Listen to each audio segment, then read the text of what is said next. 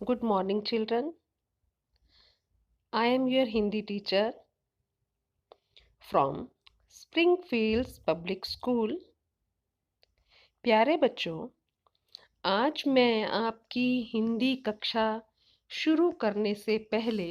प्रारंभ करने से पहले आप सभी विद्यार्थियों को आपकी इस साल की परीक्षाओं में सफलता पर कॉन्ग्रेचुलेट करना चाहती हूँ। Very very congratulations to you all. चलिए शुरू करते हैं आज की पहली कक्षा। इस सत्र की पहली कक्षा शुरू करते हैं। ईश्वर से प्रार्थना करते हैं कि आपका ये साल सबके लिए शुभ हो, मंगलकारी हो। चलिए शुरू करते हैं। बच्चों, कक्षा शुरू करने से पहले मैं आपको बता दूं, आपके पाठ्यक्रम में वसंत भाग 2 इस बार लगा है।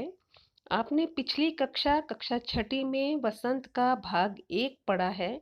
उसी की सीरीज को आगे बढ़ाते हुए हम वसंत भाग 2 क्लास 7 में पढ़ेंगे। इसी के साथ हमारी एक और पुस्तक है व्याकरण। उसके बारे में मैं तभी बताऊंगी जब हम उसको क्लास में पढ़ाएंगे। तो आज मैं आपको वसंत भाग 2 पढ़ाने जा रही हूँ। तो चलिए पहले पुस्तक के बारे में कुछ जान लेते हैं। आप जैसा जानते हैं कि हमारी जो वसंत पुस्तक है, इसके अंतर्गत हम हिंदी साहित्य रचना की 2 विधाओं के बारे में पढ़ते हैं। 2 विधाएं हैं, एक गद्य और दूसरी पद्य। अब गद्य के अंतर्गत क्या आता है? जितनी भी कहानी है, आपके उपन्यास हैं, नाटक हैं, निबंध हैं, संस्मरण, व्यंग्य, आत्मकथा, ये सभी गद्य के अंतर्गत आते हैं। इसी प्रकार पद्य के अंतर्गत आपकी कविता, गीत, गाना, मुक्तक आदि आते हैं। तो इस पुस्तक में वसंत में हम हिंदी साहित्य रचना की दोनों विधाओं के बारे में, यानी गद्य और पद्य के बारे में पढ़ेंगे। आपकी पाठ्य पुस्तक के आधार पर आपका पहला पाठ है कविता, जो कि पद्य विधा के अंतर्गत आता है। आपकी कविता का नाम है हम पंछी उन्मुक्त गगन के। तो हम आज इस कविता को विस्तार पूर्वक समझेंगे और पढ़ेंगे। चलिए शुरू करें। हम पंछी उन्मुक्त गगन के। हम पंछी उन्मुक्त गगन के, पिंजर बद्ध ना गा पाएंगे। कनक तीलियों से टकराकर पुलकित पंख टूट जाएंगे। हम बहता जल पीने वाले मर जाएंगे भूखे प्यासे। कहीं भली है कटुक निवोरी, कनक कटोरी की मैदा से। स्वर्ण श्रृंखला के बंधन में अपनी गति उड़ान सब भूले। बस सपनों में देख रहे हैं तरुगी फुनगी पर के झूले। ऐसे थे अरमान के उड़ते नीले नभ की सीमा पाने। लाल किरण सी चोंच खोल चुपते तारक अनार के दाने। होती सीमाहीन क्षितिज से इन पंखों की होड़ा होड़ी। या तो क्षितिज मिलन बन जाता या तंती सांसों की डोरी। नीड़ न दो चाहे टहनी का, आश्रय छिन भिन कर डालो। लेकिन पंख दिए हैं तो आकुल उड़ान में विघ्न ना डालो। यह आपकी संपूर्ण कविता है जो मैंने आपको गाकर सुनाई है। बच्चों, आज मैं आपको इस कविता का केवल सार ही समझाऊंगी।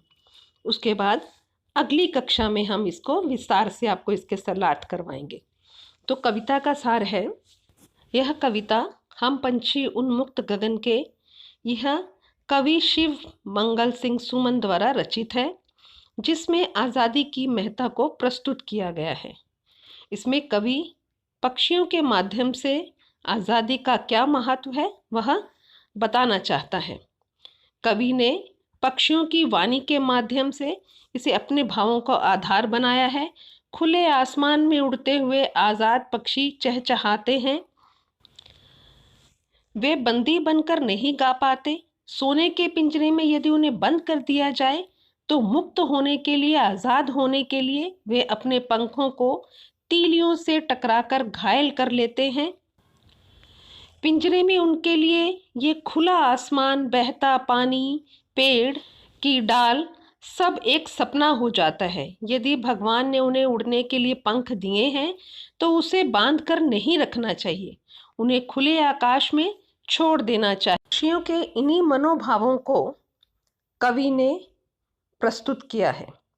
पक्षी आज़ाद रहकर कड़वा नीम का फल खाना भी पसंद करते हैं, लेकिन अगर उनको सोने के पिंजरे में भी बंद कर दिया जाए, सोने की कटोरी में खाने पीने के लिए दिया जाए, वो भी उन्हें मंजूर नहीं।